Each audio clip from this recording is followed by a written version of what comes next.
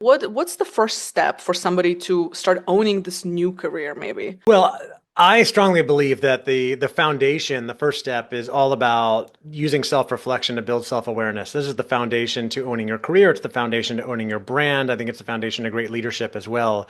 Taking time to really get to know yourself and think about where you came from, where you are now, where you maybe want to be going tomorrow.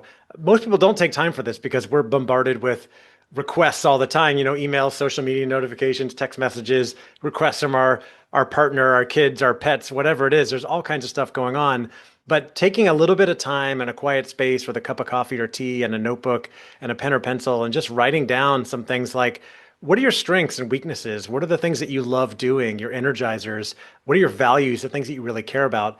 How do you feel about what you're doing in your career today? How did you get to this point? And are you happy with the work that you're doing? And if you're unhappy, what about it are you unhappy about, right? Because oftentimes, if you say, well, I don't really like my current situation, it might not be everything. It might be your boss, it might be your schedule, it might be certain parts of the work that you're doing, or it may be that you need to make a complete change.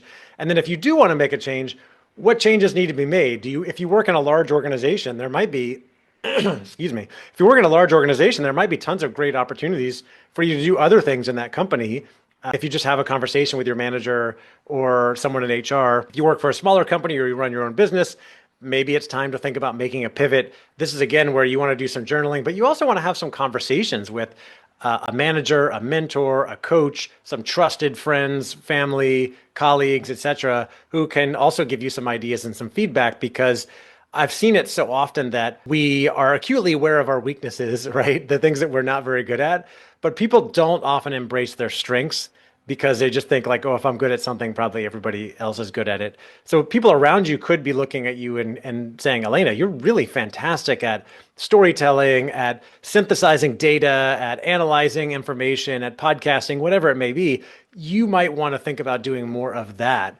And so getting that feedback and those ideas from other people can be really helpful. But it all starts with the reflection and building that self-awareness to know, to really understand yourself and how you truly feel about things. And what are you happy about and not happy about? What are the changes that you might want to make? And then you can start putting together a vision and a plan and some goals for where you want to go from there. It's interesting about the self-awareness piece.